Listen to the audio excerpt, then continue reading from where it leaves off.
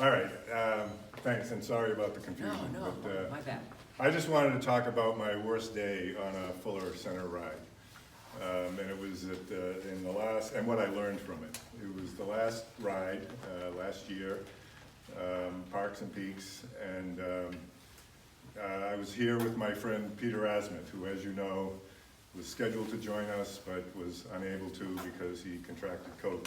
He bailed. So this is the second time he's bailed on me for this particular ride, so, which is kind of interesting in another story. But many people here know Peter. He's a bit of a perfectionist, and his mission in life is to make everybody else a little bit more perfect.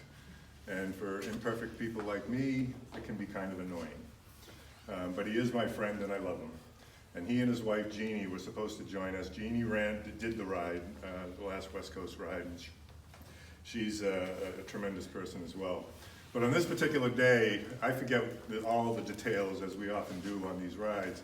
What I remember is what I consider a long ride, which is 30 plus miles.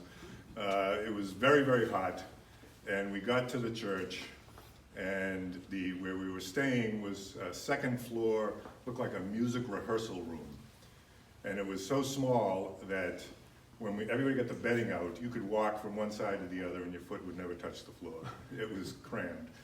And I was hot, I was hungry, I was grumpy, and I was on the laundry team, and it was laundry day.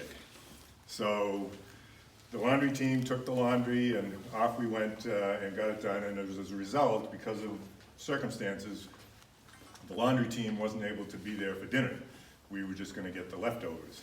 So I'm grumpy about that too. And so we do the laundry, we come back, we dump the clothes on the floor, and I grab a plastic plate, and as I'm making my way to the food line, Peter, is a joke, says, "Hey, laundry team doesn't get to eat until the clothes are sorted and folded."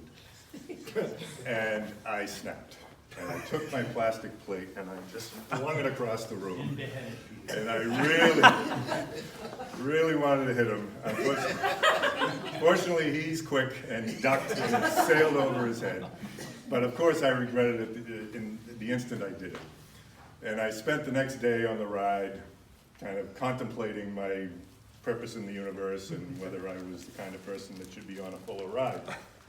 And I came to two major conclusions. One is that you cannot affect what people say to you, but you can affect how you react. And I concluded that I needed to react better. And the second one was the value of friendship.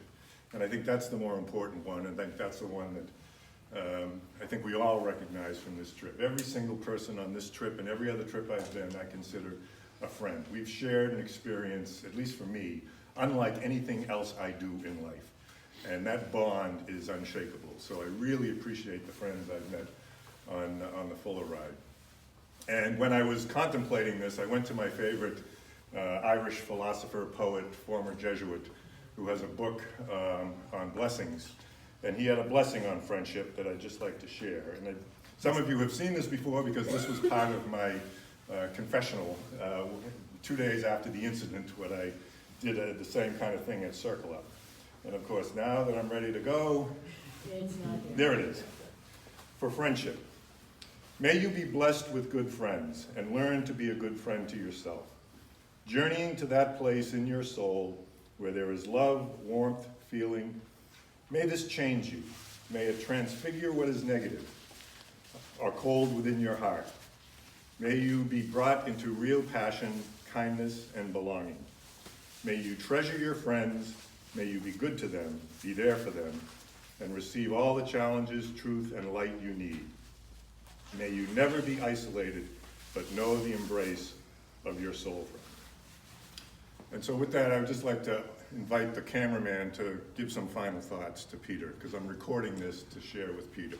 And then I would like to do, actually, before we do that, I would just like for Jeannie and Peter, they really, really, really wanted to be here. They'll be here next year, but I'd like to do an Oyez for Peter and Jeannie. For Peter and Jeannie. Oyez! And now, Scott, do your thing. Hello, Peter. Oh, God.